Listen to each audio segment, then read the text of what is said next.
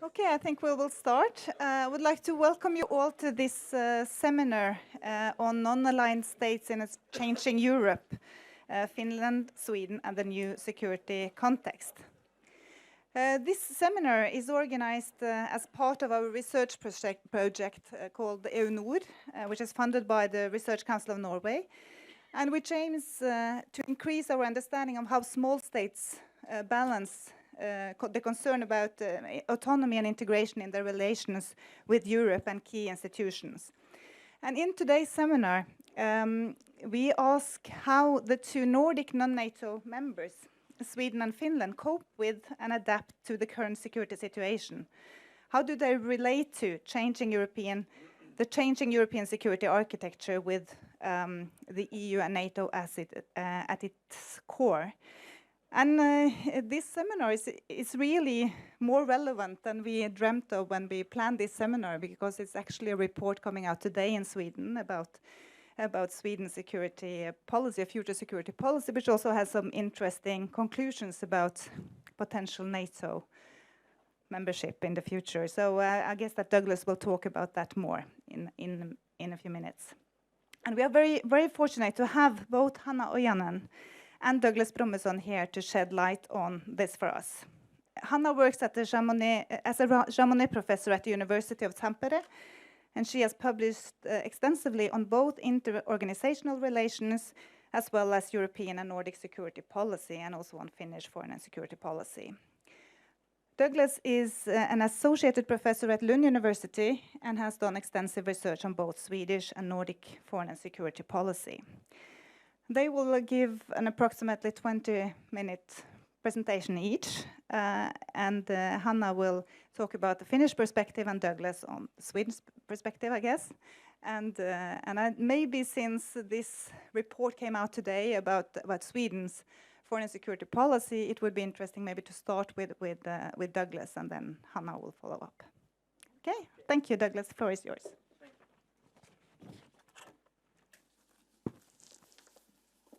Okay. Do you hear me? Does it work? Yep, great. So thank you for the invitation. It's great to be here and talk about this, I think, very timely topic. I knew a couple of days ago that this report would come out, and there were some leaks in Swedish media, but still when it came out today, it was maybe even more, well, for some at least, it may be more provocative than we thought.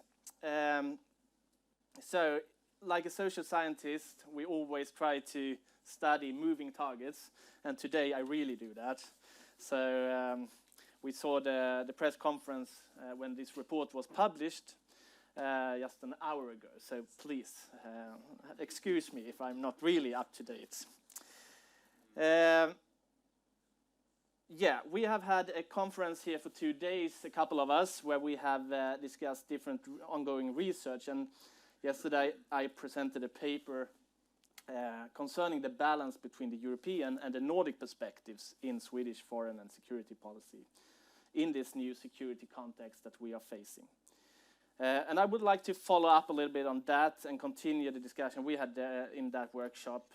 And concerning the Nordic perspective, I would like to try to focus in particular on the bilateral relationship between the two post-neutral Nordic states, Sweden and Finland, and on this bilateral relationship as a potential Alexandrian solution in order to cut the Gordian knot of Nordic security dilemma.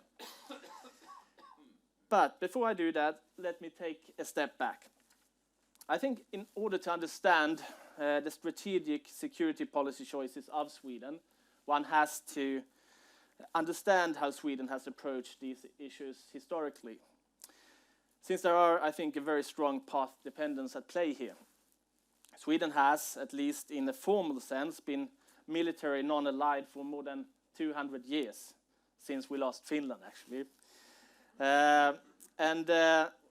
It is, I don't think it is an exaggeration to say that the policy of Sweden as a non-allied country has for long also been an integrated part of Swedish foreign policy identity, given that it has been neutral for so long. During the Cold War, when Sweden faced the new security situation and was situated between the two blocs, the policy of neutrality provided a clear path for the decision makers, since the same policy had helped Sweden to stay outside the Second World War, at least to some extent. But at the same time, we know that this did not come without a moral cost for Sweden. Sweden adjusted to different powers of Europe, just as it had done before during the 19th century at different occasions. So Sweden were neutral, but it came with a cost. But still, I think the policy of neutrality was in general regarded as in positive terms when the Second World War ended. So when Sweden then faced a new security situation at the end of the Second World War, and after the negotiations on the Scandinavian Defence Union had collapsed, the policy of neutrality was the alternative closest at hand. But again, it was not a policy without potential cost. So when Sweden had to choose between NATO membership on one hand and a policy of neutrality, both options came with a cost. The cost for membership in NATO would be the possibility to adding to the security tension in Northern Europe without Sweden acting as a sort of buffer between NATO and the USSR. The cost for choosing a policy of neutrality would, on the other hand, be the potential difficulty of defending the Swedish territory, since Sweden would have to rely on its own military forces. In hindsight, I think that we now know that Sweden balanced this potential difficulty with cooperation with different NATO members, but we did so behind the scenes. And this cooperation, I think, also came with a moral cost, because we couldn't really include the public, or the governments couldn't include the public in the debate concerning this policy. But this policy included what was perceived as at least informal security guarantees, and this has been described then as the hidden alliance, or a lifeline.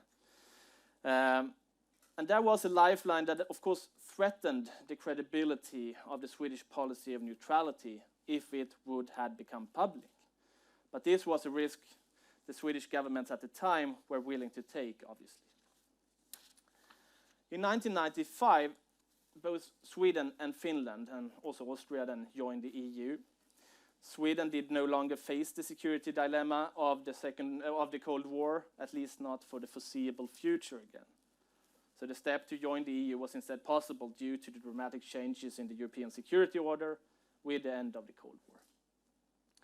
Before that point, both Finland and Sweden had stayed outside the EU, partly because of the general impression that a membership in the EU would not be possible to combine, since it was a membership in a political union, would not be possible to combine with the policy of neutrality. So the policy of neutrality would not be credible with that kind of security policy or membership in the EU. But when that obstacle was removed, with the end of the Cold War, both Finland and Sweden could now join the EU, and did so, I think, with a great deal of enthusiasm, especially regarding the cooperation on foreign and security policy. Even more so in the Finnish case than in the Swedish case, but I think both of the countries were quite enthusiastic about this. And when the EU started to develop military tools as part of the crisis management capacity of the Union, both Finland and Sweden were among the countries supporting this effort. At the same time as this closer cooperation within the EU developed, both countries also developed closer bonds with NATO. But the traditional core of NATO, that of security guarantees under Article 5, was not part of the closer relationship with that organization. So although still military non-allied, both countries could at that point, I think, be described as post-neutrals, since they were members of a political union, but they were still outside a military alliance.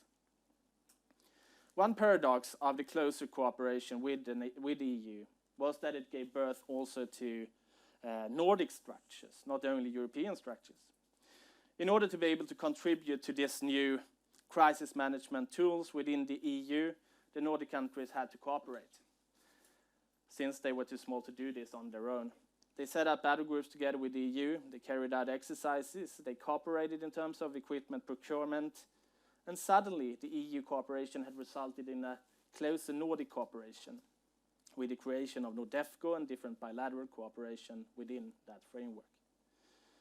This closer Nordic cooperation and more specifically the Finnish-Swedish bilateral cooperation that I think one could say grew out of the Nordic cooperation, has become more and more relevant over the last couple of years. When the security policy climate in Northern Europe started to become somewhat chillier, the old security guarantees once again became important to NATO members. At the same time, the EU started to lose some of its momentum. And this, I would say, was not particularly strange, since the structures developed within the EU are structures created for crisis management and not that of territorial defense. So it is structures created for another kind of challenges that compared to what were reoccurring in Northern Europe at that time and today. But for Finland and Sweden, this meant that they once again were facing a security dilemma, just as they did during the Cold War. On one hand, the option of joining a military alliance, NATO, with a potential confrontation in the immediate neighborhood this could spark, or to remain non-allied based on national defenses with the risk of insufficient military power in order to defend themselves in the event of a crisis in the neighborhood. I think this risk is probably much higher today, given that the Swedish defense is arguably weaker today compared to during the Cold War. However, there is one important difference compared to the situation during the Cold War. The bilateral cooperation with Finland has provided both Finland and Sweden with a structure for ever closer cooperation within the field of security policy. And this structure implies that neither of the two countries must meet this security dilemma alone. Instead, bilateral cooperation has provided Finland and Sweden with a third possible option on how to deal with the dilemma. A third way that increases the military capacity of the two countries without hopefully creating any obvious negative geopolitical consequences in the relationship with Russia, not least. At least in theory, this sounds very much like an Alexandrian solution that could cut the Gordian knot of the security dilemma, so familiar to both Sweden and Finland since the Cold War and even further back in history. I think it is way too premature to determine how credible this third option is, but it is evident that this option is on the table and it should therefore be open to debate, especially when the security policy of Sweden is now being debated given the new official report that was published today. There are indeed important rational arguments for the closer cooperation with Finland and Sweden. As non-allied countries, or rather post-neutrals, situated in the same region, the two countries share the same challenges and they also have a well-developed tradition of cooperation, together with many historical connections that form the basis for fruitful cooperation and a strong shared identity between the two. This basis for cooperation became evident earlier this year when the Swedish Foreign Minister Margot Wallström presented the annual foreign policy declaration of the Swedish government to Parliament. This declaration included a heavy emphasis on how Sweden seeks security together with others, such as NATO, the EU, and the UN, of course, or within the Nordic cooperation. But there was one, and one only, bilateral relationship mentioned explicitly with regard to Swedish security policy, and that was the relationship with Finland. And also in the report today, I saw when I very quickly browsed through some parts of it, the Finnish-Swedish bilateral relationship is mentioned, and it's stressed that that is of special importance and that stands out in Swedish security policy. The importance of this cooperation has become clear over the last couple of years, especially last year when the two countries reached an agreement on even deeper defense cooperation. Here it became evident that the bilateral cooperation reaches beyond ceremonies and symbolic gestures to include also highly operative elements. And this includes the preparation for a joint Swedish-Finnish naval task force in the Baltic Sea, the use of each other's naval bases, joint anti-submarine exercises, increased interoperability between the air forces, and the use of the other countries' air force bases. So in other words, highly operative measures in order for two non-allied countries to support each other's defenses in a time with new and increased security challenges. And it's very important to stress that these forms of cooperation reaches beyond peacetime and the conditions during peacetime. That is explicitly stated in the agreement. And it is easy to find proof of the similarities between Finnish and Swedish foreign and security policy that motivates such steps. But for sure, there are also differences. I think Sweden's more vocal foreign policy tradition, from Olof Palme onwards, that has experienced some kind of renaissance during today's feminist foreign policy, are examples where Sweden stands out, not only compared to Finland, but also in comparison with many other countries.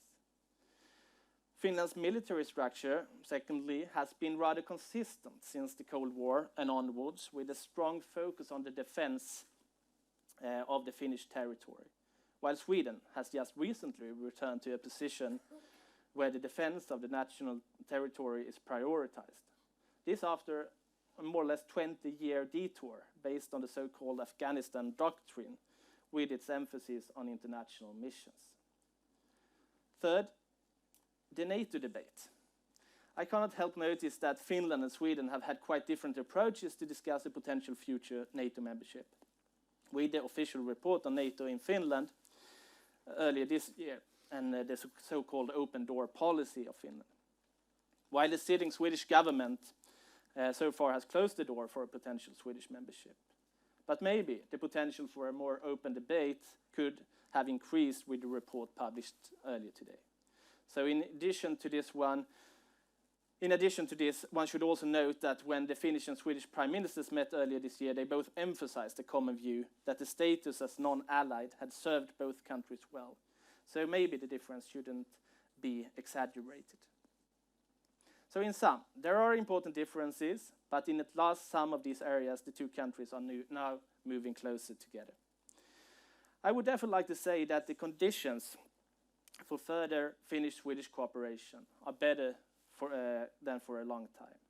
From a Swedish point of view, one could add that cooperation with the Nordic neighbors has a very strong support among the Swedish population, especially compared to a NATO membership. And the bilateral relationship with Finland is probably not an exception to this rule, with a strong public support.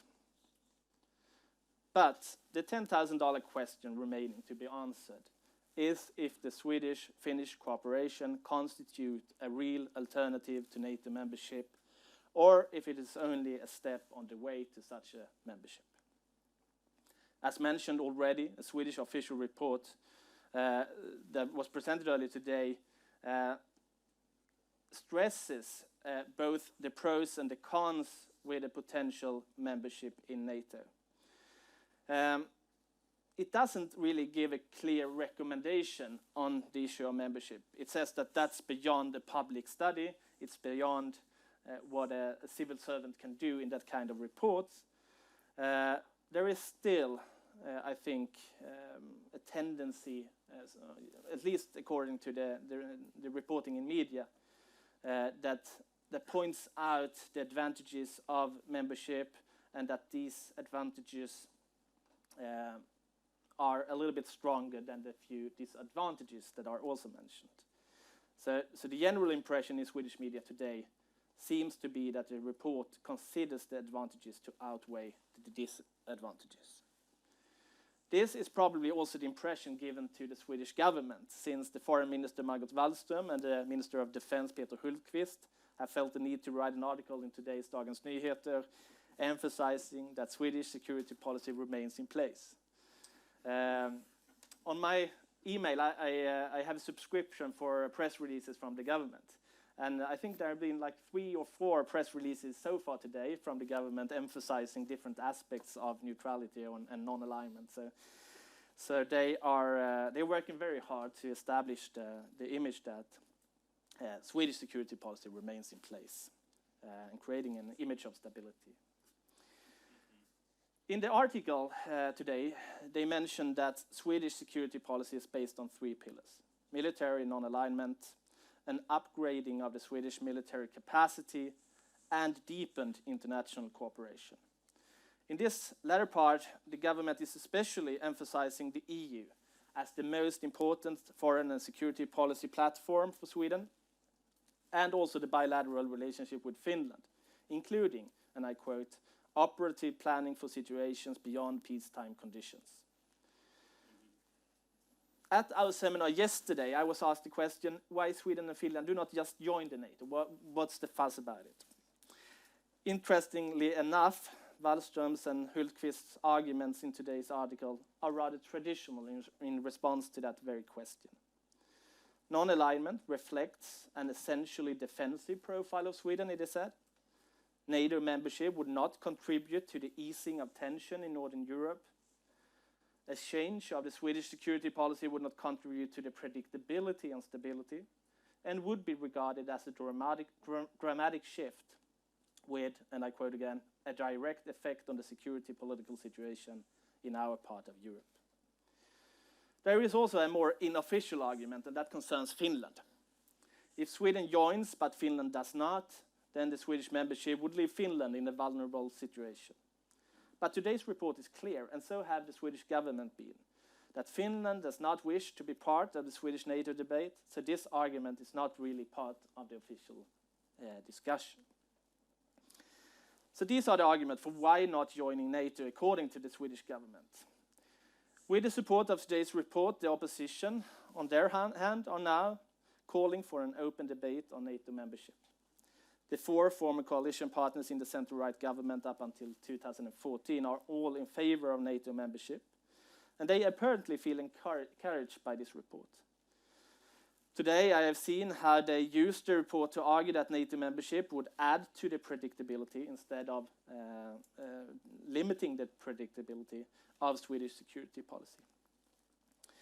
But my conclusion is still that there will be no sudden changes in the Swedish policy in NATO, concerning NATO until there is an agreement between the two largest parties, the Social Democrats and the moderates, since such an important step would require a very broad majority in the Swedish Riksdag. And this does not seem very likely for the foreseeable future. Instead, the impression I have gained from my own studies and interviews with different politicians and decision makers is that Sweden will continue along the road of rebuilding its military capacity and cooperating within different bilateral and multilateral agreements, with the exception of full NATO membership. But here, it's best to say that only the future can tell if I'm right. So, thank you very much for listening.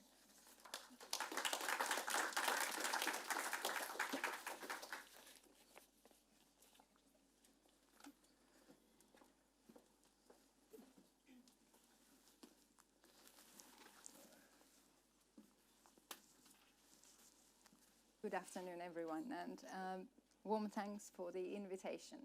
It's really lovely to be here. And yes, I will speak about Finland. But nowadays it is really difficult to speak about Finland and Finnish security policy without speaking about Sweden too. So I am really glad for this event, where, as it is both logical and useful to take the two countries together. The only disadvantage is that I am now going to say the same things as we already heard from Douglas, or perhaps not. In any case, we just heard the new report has come out in Sweden, but it's also a very important day in Finland, because it is almost as if a report had come out in Finland. So we'll certainly have a lot of discussion in Finland as well on that report. I thought I would mainly be speaking about change. I think all agree that there have been quite a few changes recently. We see a change in the security environment here in the north, and perhaps particularly so in the Baltic Sea region. And we might also agree that the EU is changing, NATO has been changing, and it seems that Finland is changing too, and this is the most interesting thing. This would actually be quite new in that Finland has been a country where politics and policies have been quite stable and predictable. So I try to show you a couple of changes that I find that are interesting, but I would also like to think about the causes of the change and a bit about the consequences. And particularly whether the change is caused by any one particular actor. In other words, to what extent is Russia causing the change? And what should be done? Should we try to change back? Or is the way forward somehow preferable? The change I suggest for you to consider as an interesting one is that I see that there is a balance, a shift in the balance between bilateral and multilateral relations in favor of bilateralism in Finnish security policy.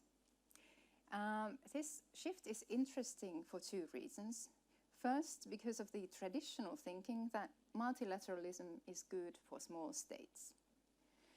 And secondly, it is an interesting shift in the sense that it links to possibly a larger phenomenon, that is, there might be a problem with multilateralism more in general. But first, to understand the signs of change, it might be useful to summarize really shortly where we used to be, even though I know you know Finland pretty well already.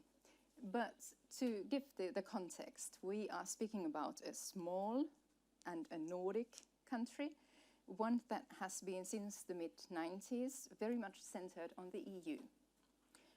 One that in security and defense policy is a non-allied country, but one that has been increasingly relying on international cooperation for its security. It is a country that, in general terms, is a multilateralist, one for which crisis management is an important field, and peace mediation growing in importance, although small in comparison to Norway. And it is a country that is neighbor of Russia, with a bilateral touch to its relations, obviously, but that is leading on a common EU stand on Russia that it has been shaping itself, obviously. And of course, not all of this has changed. The neighbors are still there. There is a lot of continuity, which is not at all surprising when we speak about foreign and security policy. In fact, we might see more continuity than change when we read the official documents. We have three such, or three interesting reports, rather, from this year that I will shortly mention to you. Our NATO reports by a group of experts, the recent government report on Finnish foreign and security policy, and also a very recent report written at the Finnish Institute of International Affairs for the government on Russia. And none of these signal a real dramatic, quick change in any direction. Perhaps more of the same in the sense that there is an emphasis on Nordic cooperation, there is an emphasis on the EU, and on enhancing cooperation with NATO. So, comfortably, we get a confirmation from these reports that Finland is a country which does not belong to any military alliance. Finland actively and extensively intensifies its international networking, perhaps a new word. Finland also maintains the option to seek membership in a military alliance. This is the policy that Douglas was referring to.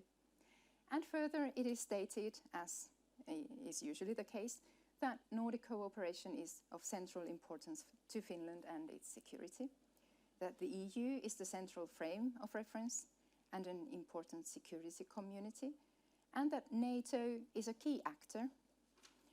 It is an actor that aims to stabilize the Baltic Sea region. And here the open door policy is important for Finland, as is the Enhanced Opportunities Programme as an instrument for maintaining and developing Finland's partnership with NATO. Interoperability is seen as something that ensures the elimination of any practical impediments to a possible membership. But an application would be a fundamental and far-reaching decision that would require wide-ranging debates and careful consideration. This is where we are now. There are some novelties too, even though this sounds rather familiar. There is also a new way of speaking on certain issues. Primarily, of course, about the security environment and perhaps also on Russia. If we look at the government report on Finnish security and defense policy from 2012, it does say that the security environment is stable. This year's report does not say it is stable. It says the operating environment is in an intense state of flux. There are rapid and unpredictable changes taking place. The security of Europe and the Baltic Sea region has deteriorated, and the use of or threats of use of military force against Finland cannot be excluded. So quite clear here. And perhaps somewhat surprisingly, the report also states that the primary aim of Finland's foreign and security policy is to avoid becoming a party to a military conflict. As a cause of all this, this situation becomes rather clear too if we read the report of the Finnish Institute of International Affairs that just came out. The title of that report is Russia's Changing Role in Finland's Neighborhood. And it is rather straightforward in listing the key risks caused by Russia's changing behavior, and it also gives Finland practical policy recommendations to prepare itself for those risks. That report says that while Russia's foreign policy goals have remained the same for a long period of time, the means to achieve them have become more aggressive. The authors of this report see in the background internal factors in Russia, such as structural economic problems, shortcomings in the rule of law, and a simultaneous increase of capabilities in external influence, military, economic, and informational influence. And the conclusion of this report is that neighboring an internally unpredictable Russia that creates international tensions, Finland needs first and foremost to invest in its own society's resilience and in international cooperation. Two interesting things. The first is this unpredictability. I think that we used to think that Finland knows what Russia is and what it does. In good and bad, Russia was somehow predictable. Now this has changed. Now Finland tries to prepare for the unpredictable. And secondly, it is also interesting to see that international cooperation is the answer. But what kind of cooperation exactly? International cooperation changes as well. Russian actions have not only changed Finland and Finnish view, but also the action and views of the organizations operating in the area, so to say. If we put it very simply, Russia has made NATO go back to territorial defense, and it has made the EU more split, suffering from being drawn unintentionally into negative light, as it is depicted as confrontational and rivaling. So Russia here is a change maker, but it is not the only change maker. We have many other changes going on.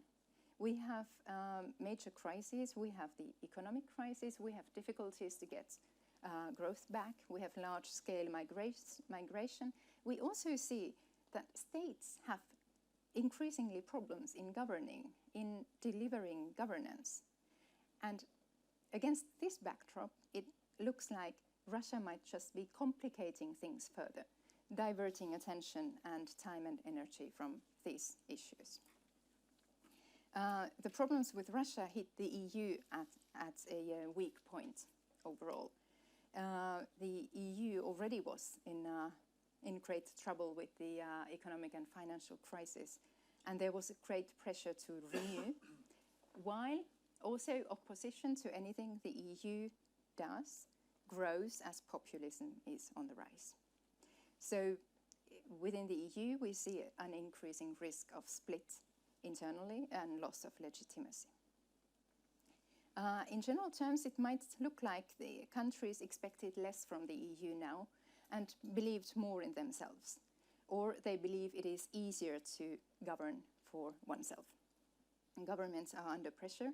It is hard to serve someone else's interest, European interest, for instance, someone else's over than the national interest, as this is what the general public seems to have understanding for. And interestingly, this applies to Finland as well. Earlier on, Finland was a country that tried to avoid being left alone, particularly in EU contexts. It didn't want to be left alone on any EU issue, actually, but sought the mainstream position. Now it happens time and again, or at least sometimes, that Finland sticks out, and sticking out is not that dangerous. It looks like defending national interest and or the government program, which seems to matter more than EU unity. And there is this shift towards bilateralism that I mentioned in the beginning. In recent times, one interesting sign of change, or a change, has been that bilateral defense political agreements have been multiplying. Finland signed in July a bilateral agreement on defense cooperation with the United Kingdom. This is a framework agreement.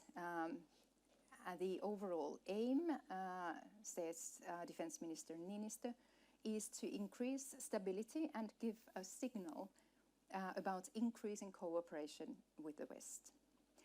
This framework would include questions such as enhancing interoperability, cooperation in crisis management, exchange of information, exercises, and the like. Finland is also preparing a document on cooperation with the United States. And there the goal would be to strengthen national defense capability. Why are these being prepared now? Are they sort of, do they come instead of NATO membership? Or are they perhaps because of Sweden, the Swedish model of how to go forward? I think Finland here does follow Sweden. Minister Niinistö himself refers to the fact that Sweden and the US have signed in June this year a document, a comparable declaration.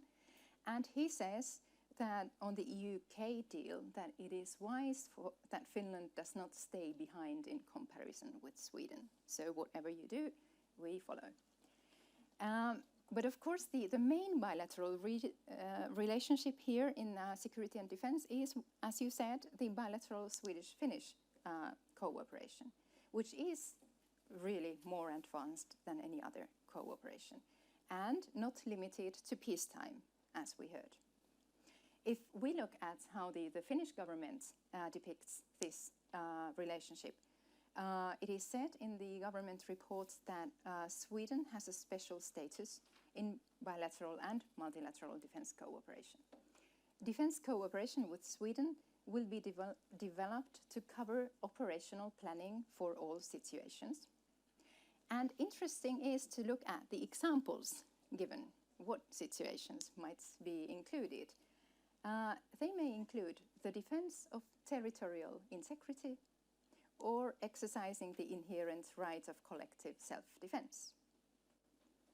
So it is like a defense alliance without the alliance part. And also the NATO reports go hand in hand. The Finnish NATO report earlier this year said that it would be best if the two countries proceeded together in their security and defense policy overall. In particular, that it would be best for them to join NATO together if they are to join, rather than only one of them joining at the time. But joining does seem risky somehow for the moment, so this is perhaps one of the reasons for why these bilateral relations are being developed. But is that the only reason? Certainly in Finland, we wouldn't say that bilateral relations are a substitute or an alternative to anything else. But we recognize the importance of following what Sweden does here. And perhaps, and this is my final point, perhaps there is a more general reason for this increasing bilateral turn that does not only have to do with Finland and Sweden and Russia, but there might be a general tendency alimented by a certain dysfunctionality of international organizations towards looking at other options. International organizations might overall look like rather inefficient, internally too divided, perhaps to deliver, not manageable, unreliable, too slow. And it also looks like international norms and rules did not weigh that much in the present times. So beyond the Finnish and Swedish choices, there might be reason to look closer at the functioning of international organizations and multilateralism in general terms.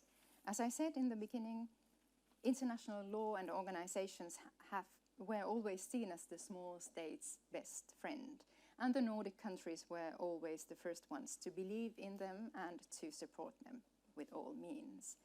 Now, seen from the outside, it would seem that this is the time when norms and organizations really need the Nordic countries' support more than ever before, perhaps.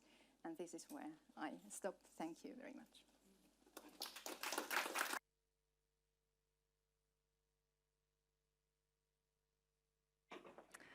Thank you so much to both of you for excellent presentations. I found it interesting that you were both talking about continuity and change, and continuity when it comes to the overall security policy orientation of the two countries, and change when it comes to increased focus on bilateralism. And before I open the floor, I would just have one question that you can think about while you're signing up, or you can start answering while the others sign up for questions and other questions. Because you were talking about, Hanna, this challenge of, or this problem of multilateralism as such. And I just wonder if this choice of a bilateral cooperation between, or strengthen the bilateral cooperation between Sweden and Finland is actually also because the Nordic cooperation have failed in a sense. I mean, there is a lot of Nordic cooperation when it comes to the defense that has happened since 2009, but mostly, I mean, in practical, it has also met many challenges and maybe not achieved what was the ambition. So I just wonder if that is part of the challenge of multilateralism, if that also goes for Nordic cooperation as such. And then the question goes to both of you. And you can maybe start answer while I take other questions. Thank you. I don't know whether we can yet say that Nordic cooperation has failed, but certainly Finnish-Swedish cooperation seems easier. So you can you reach more, and we might talk about the reasons why that is the case. So that is certainly something.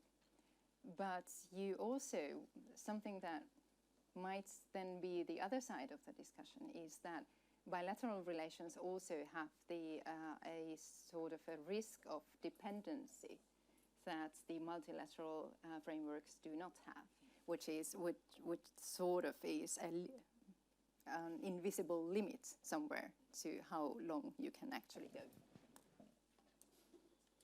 Yeah. Douglas, do you want to say something? Yeah, sure.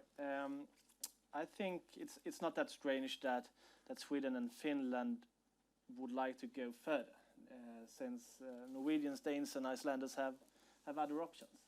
and we do not, since we're not the NATO members. So of course, that can explain that the Swedish-Finnish ambition for the Nordic cooperation is more far-going.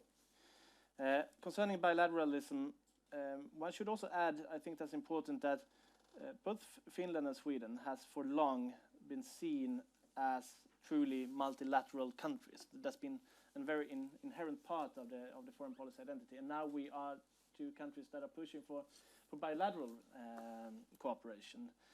So here is a tension within the foreign policy identity, I would say, definitely in the Swedish case, and maybe also in Finnish, between bilateralism and multilateralism. And it's interesting to see how that will play out in the future.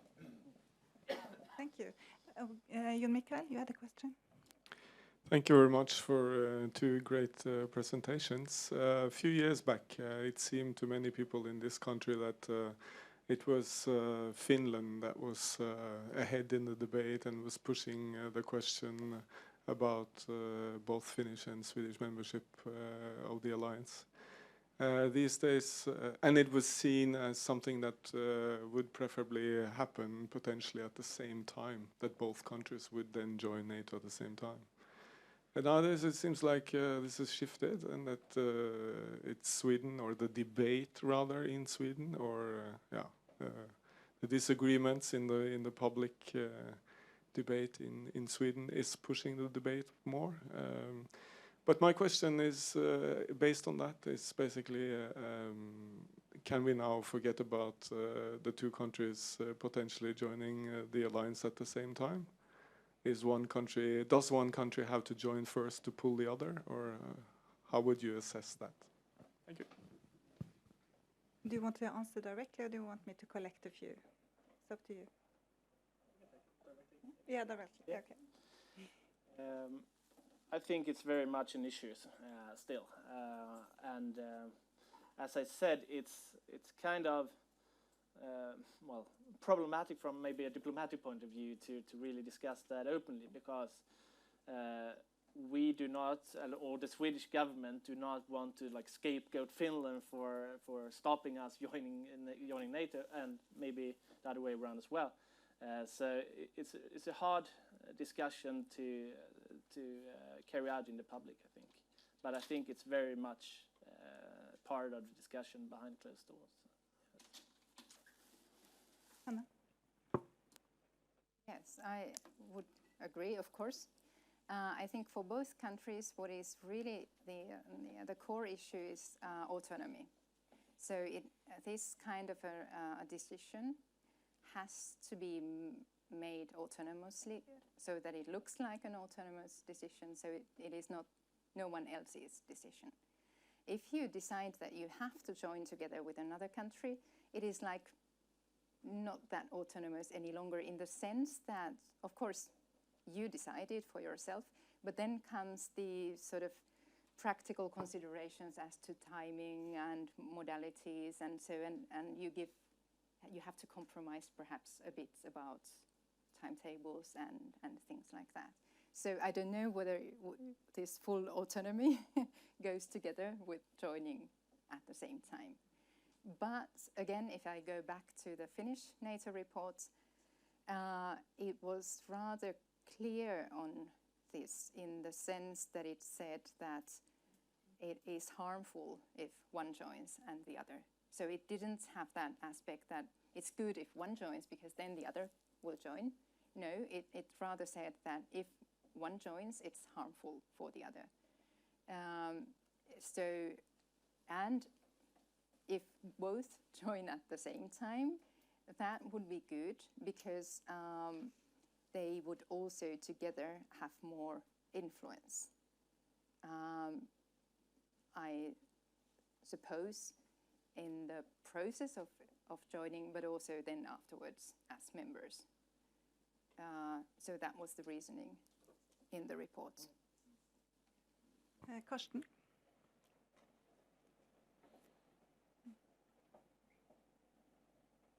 Thank you. My name is Karsten Friis. I work here at NUPI. Thank you both for very interesting thoughts. I want to ask a little bit about this bilateral relationship, because I know the military and Swedish and Finnish military are very different. The Finnish have kept their territorial defense largely. Sweden is more like Norway, become expeditionary. So it's not so easy to kind of combine those two concepts. And secondly, more deeper question. I mean, is anyone seriously thinking this is an alternative, or I mean, small states? I mean, it's no alternative to being allied with the United States, right? I mean, okay, if you're talking about the war, you will maybe delay the enemy a few more hours by working together. But I mean, that's what you're talking about here.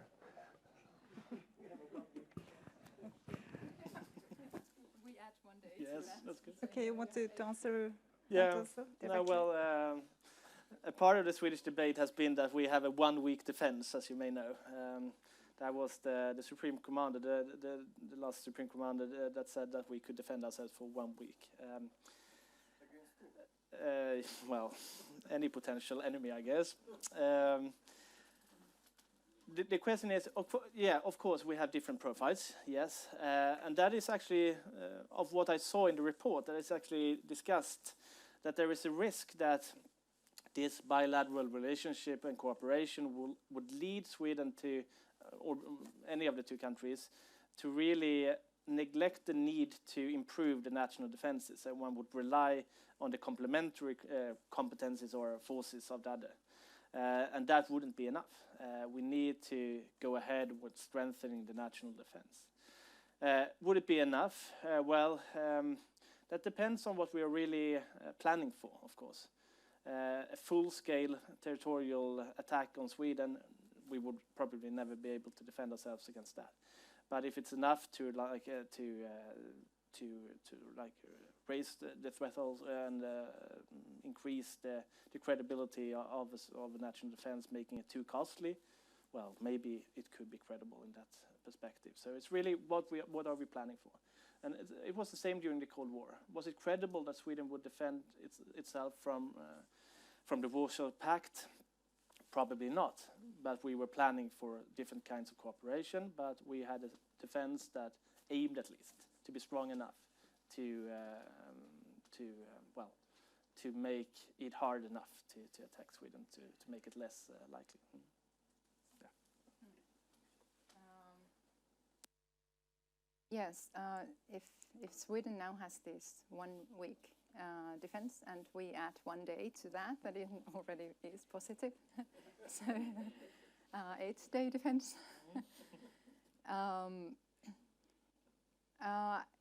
Yes, it might be wrong to think in terms of alternatives,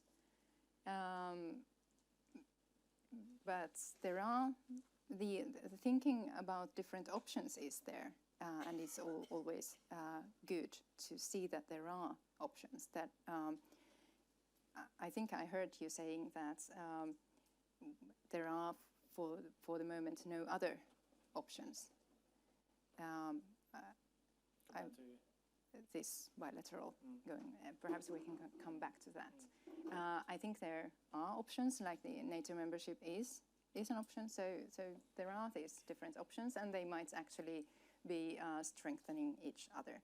But what I really wanted to say was about the difference in the military, and whether that is a problem or an asset, actually, because you could also think that it is good to specialize. It is all about the approach. You might become very efficient if you really have the courage and the trust needed to really specialize and cooperate with others. It might be better than try to have the whole spectrum of forces for yourself, just in case, and then develop cooperation on the basis of that. So if we think in terms of specialization as a general objective for many kinds of military cooperation schemes in Europe, and we think of who might be able to do that in practice, then I think that Finland and Sweden is a fairly good case for really trying out what specialization in practice can be. Thank you. Yeah. Thank you. My name is Lou Coatney. I'm an American over here for small children. even as an American, I'm a little shocked the way the Russians are getting blamed for all this. We started this first in Kosovo and then with our neoconservatives going in there in the Kiev coup. And the Russians are counter-moving just as justifiably as we did after the pro-Soviet coup on Grenada in October 1983. Now, the Russians cannot tolerate a 13,000-kilometer new military front in the north. And Hanna, you said that Finland follows Sweden. Don't you think that if Sweden joined NATO, Russia would occupy Finland? Second question, don't the Russians have a unlimited strategic reserve? This is the 75th anniversary of the Battle of Moscow, where the Siberian reserves made a contribution. Don't the Russians have a unlimited strategic reserve in Chinese divisions? And finally, if Hillary, who's the arch neoconservative on the political scene in America, is elected, do you think the Russians will take the rest of Ukraine? Oh, and fourth question, how are your civil defenses in Finland and Sweden? Bomb shelters, fallout shelters, food, water, diapers? Okay, who wants to go first? That was many questions. Would Russia occupy Finland? No, I don't see any point in that. I don't know about Ukraine. Overall, I think where you started from was very wise, that we simplify if we sort of look only at Russia and sort of forget the context. And this is also something I wanted to do in my presentation, taking up again a bit the overall context of the economic downturn and the distrust in institutions. There are many other actors that you could blame for certain things. So it is good to put things in context. What will happen in Russian politics? Now all the experts seem to say it is unpredictable, so I shouldn't say anything because it can't be predicted. I don't know whether this unpredictability either is so useful. It is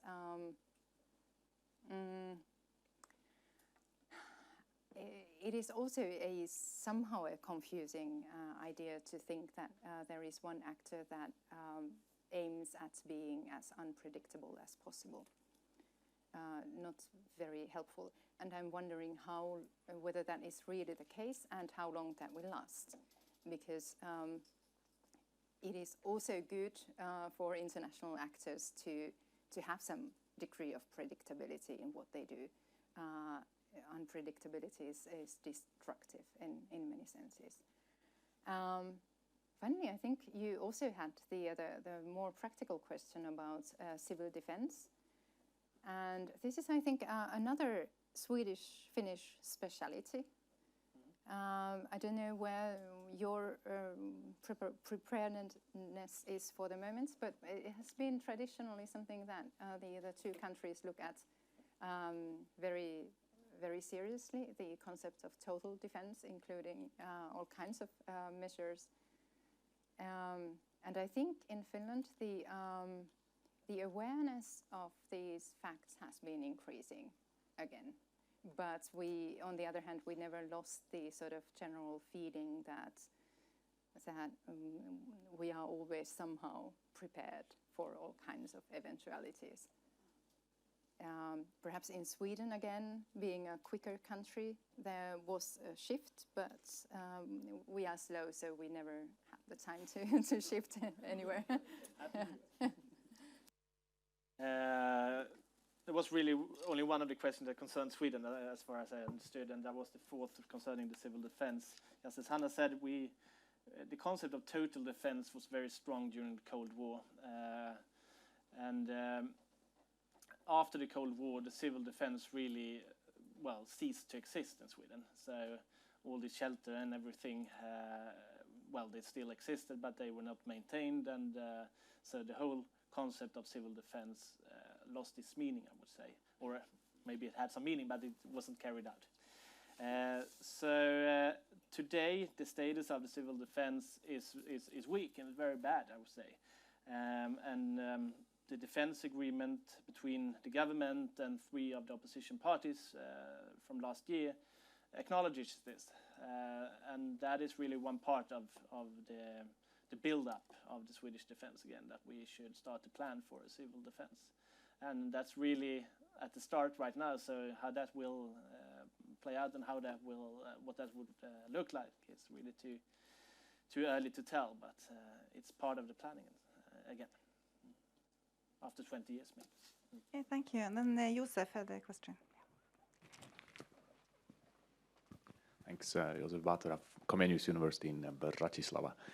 2 questions. One goes to what Hanna had said about the framework agreements with the UK, and you also mentioned one in preparation with the United States. What's the nature of the vision there? What kind of an approach is this? It's an interesting development, flexible one, I suppose. Could be possibly an interesting model to look at. So I would want to know if there is any kind of strategic thinking on this, any reports, including in Sweden. And the second question goes to the idea that both Sweden and Finland and NATO have joint interests in the security of the Baltics. Clearly, however, the Swedish and possibly Finnish defenses of, for instance, Gotland have deteriorated. Sweden has basically put down all the defenses of Gotland. The defense coastal artillery systems were closed down in 2000. But in some of the war games and some of the scenarios, Gotland is really important in the defense of the Baltic states. Possibly the Russians could try and take Gotland, put up an air missile defense system very quickly, the S-300, 400, and basically deter NATO planes from entering the airspace of the Eastern Baltic. So what is Sweden doing to, stop that kind of scenario from happening? Are you rearming Gotland? Okay, Douglas. Okay, yeah, actually it's very easy to answer. We are rearming Gotland. So that's part of the defense agreement from last year, that we would now, a couple of years we placed tanks in a kind of garage on Gotland, so it would be easier to like move forces, so they would be prepared with equipment. But now we are also building what is called Battle Group Gotland. And that's, I shouldn't say because I don't remember the exact amount of troops, but I think it's one light armed battalion and one heavy mechanized company, if I'm correct. I'm not really sure, but something like that. And we also have always 2 Gripen fighters placed on Gotland. So there is some military capacity at least, and we are increasing that. Yeah. Yes, on the bilateral agreements, I don't have much detail on them, but they have been presented in sort of 2 different ways. First, as a signal that you want to signal something, you want to signal that something is happening, that you are active, you are perhaps reacting to something, you have something to do, things are moving forward, and perhaps that's a sort of an easy way to give a signal. You sign a framework agreement on something that you would do anyway. Sounds as if we think of crisis management cooperation or so. The second way of looking at it is that it might be a good additional platform for increasing contacts that might lead to something. I don't know whether there is any of that thinking behind. But it just, when you pose the question, it occurs to me that what we haven't heard at all is what the other parties' interest here is. That is, what is the US and the UK interest in these bilateral agreements? I don't know whether you have more on that, but that's also an interesting issue.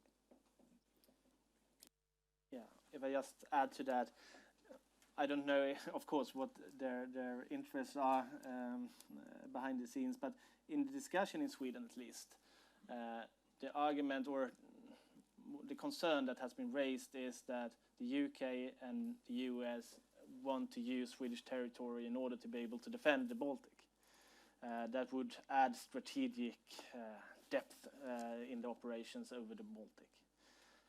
So that is the common interpretation, at least. If that is correct or not, I can't determine, but that's the argument that's going on here.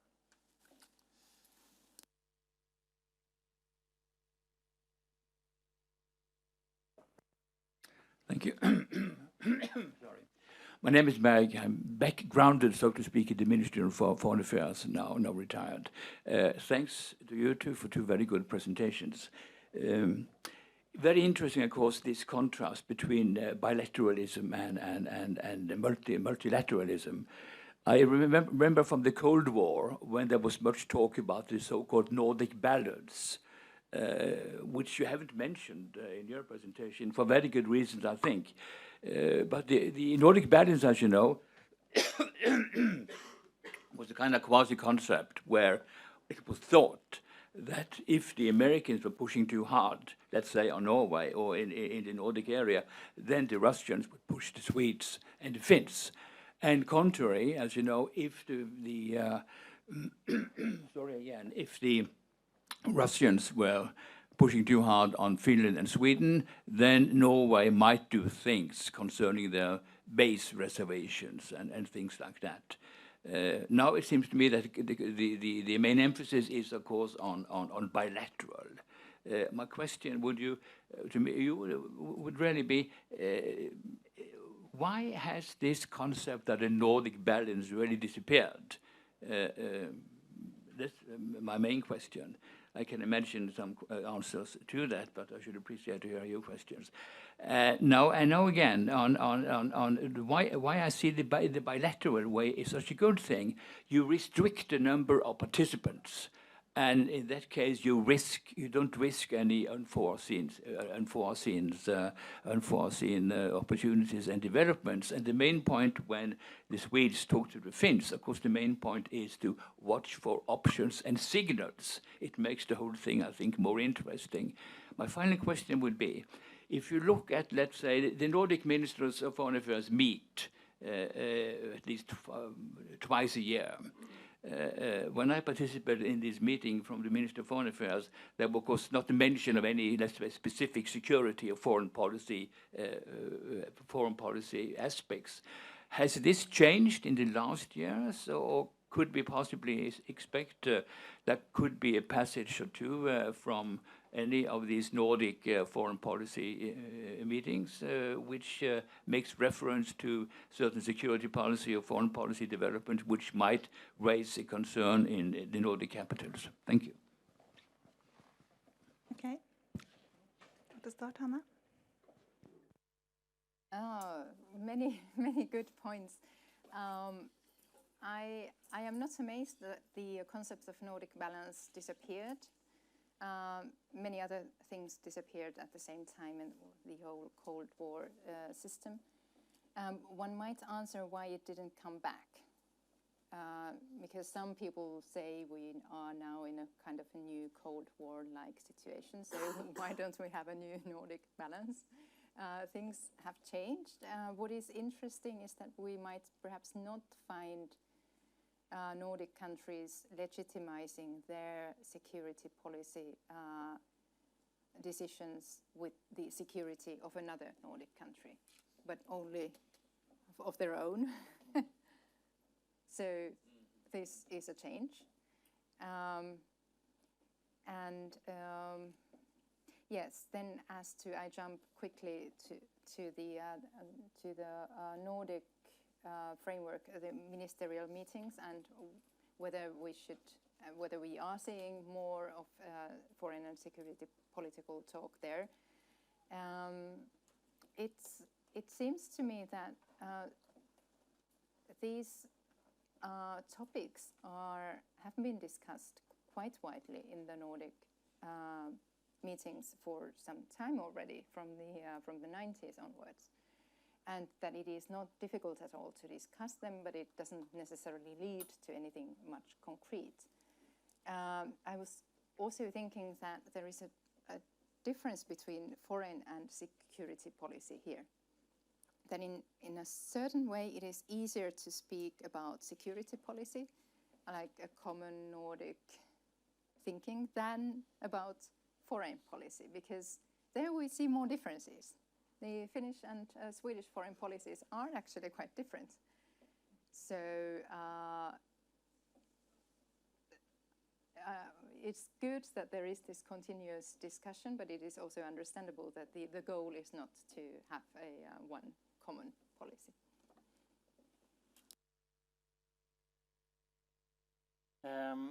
Concerning the concept of Nordic balance, I think the question is also, or maybe the answer lies in autonomy. That Sweden and I think Finland are always emphasizing now that we seek flexibility and autonomy. We would like to define our own security policy path ahead, and that is why the government would like them to remain non-allied, because that gives us a greater amount of flexibility and autonomy. And the same comes in terms of the Nordic balance then. Within the concept of Nordic balance, we were given a predefined role. We should play a certain role. And that is not very flexible, I think. So that was a very strategic perspective. Now we do not really know how predictable the situation is, so there is a need of flexibility according to that argument. I think that is at least part of the answer to that. Concerning the Nordic Council, I don't think or the Council of Ministers, I don't think I have anything else to say than what Hanna said. I agree with that. So, yeah. Okay, we have 3 more questions, but I think we take those and then you can note and answer. First here. My name is Sigvald Godal, former Member of Parliament. Recent Norwegian Minister of Foreign Affairs, he said that if Sweden joins NATO, Finland will follow 5 minutes later. But Finland does not do it alone, because the Finns do not, for historical reasons, trust the Swedes. I would like to express my own opinion that if you look at the map and you see Poland, the Baltic states and Norway are in NATO, I think the whole Northern Europe would become much more stable if Sweden just jump into it and then Finland follow the day after.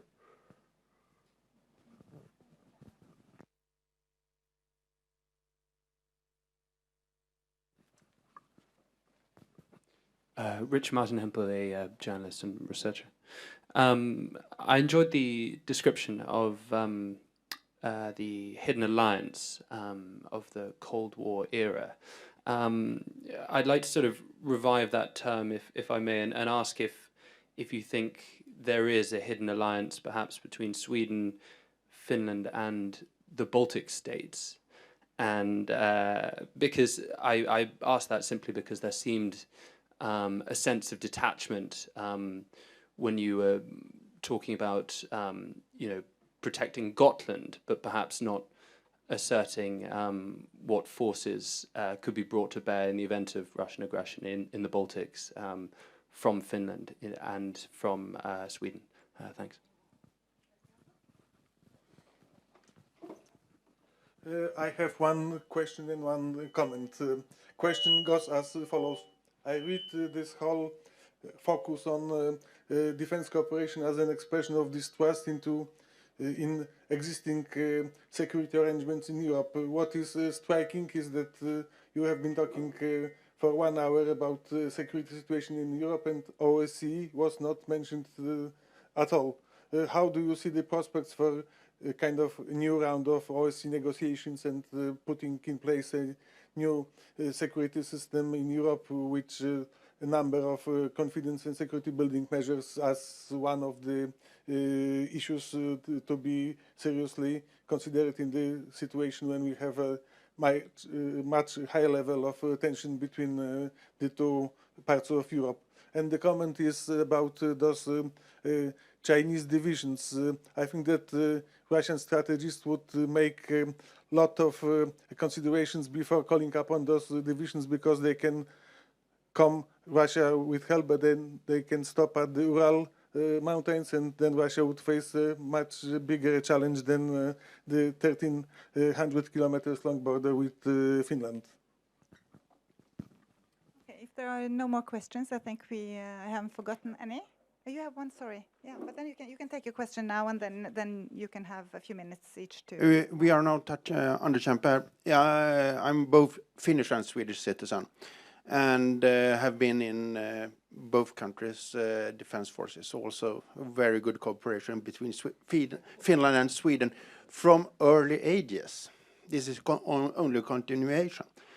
I hear everybody here talks about Gotland. It's not a serious matter. It's Åland. And this is a part which is not regulated by EU. It's on the Krim Tractate, with signatory powers like Russia, Germany, and England. And this is undefended, and it blocks every single shipment from Sweden to Finland in assistance. Okay, who wants to start? Yeah. Douglas? Yeah.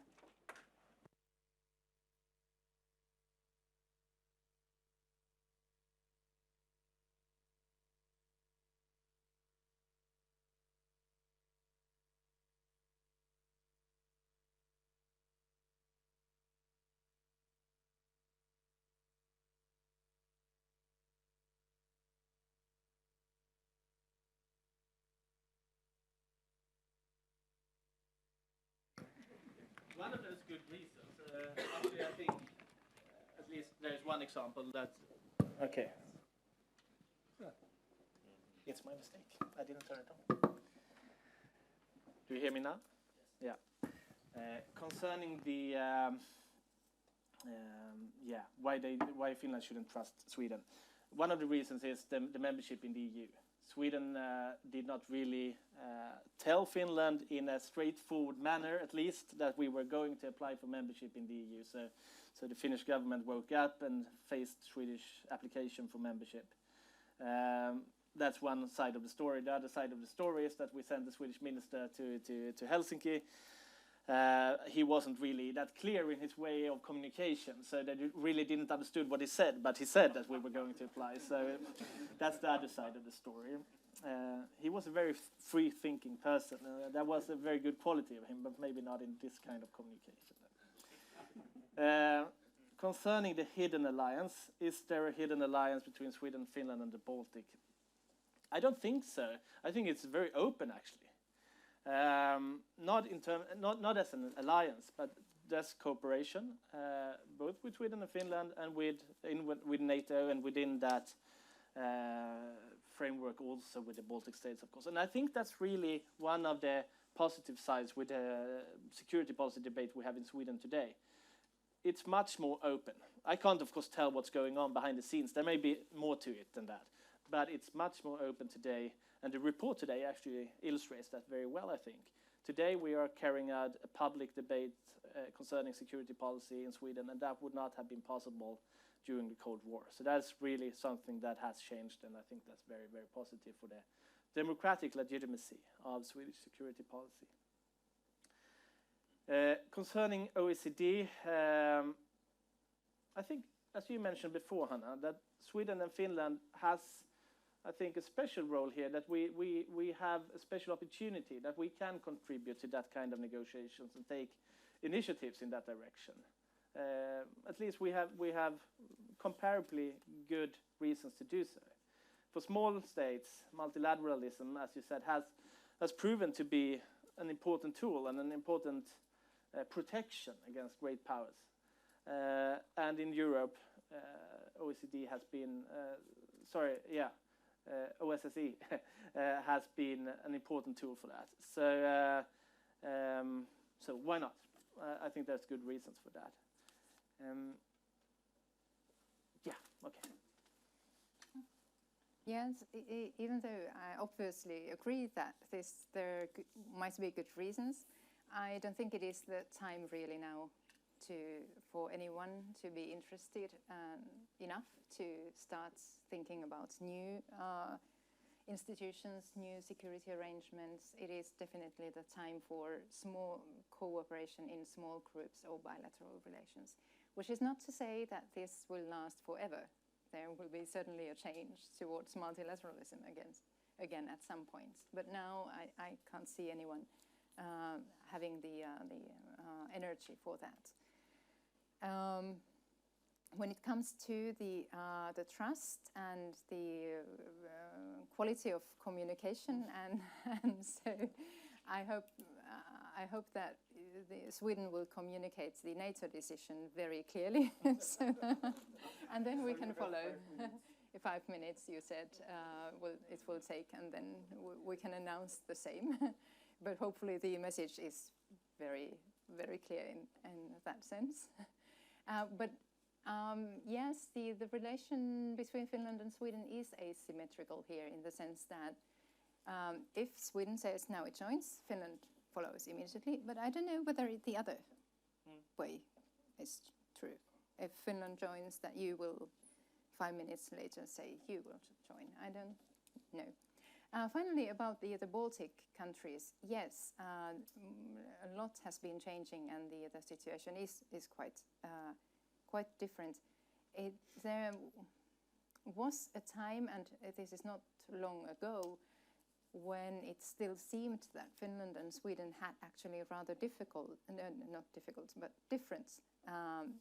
approaches to the Baltic states and to the defense of Baltic states. Because Sweden had all these declarations of solidarity and outspokenly saying, yes, we will defend the Baltic states. Finland would never say that. So it looked like there was really a big difference. But I wouldn't be surprised if in practice the difference was much less. But on the level of what you say, it really sounded quite different. And it all has to do with what you are publicly promising to do. I think that is what I had to say. Okay, thank you so much. Thank you to both of you for coming here to NUPI and to shed light on Swedish and changes and continuity in Swedish and Finnish foreign and security policy. And thank you all for coming and for very good questions. So, thank you.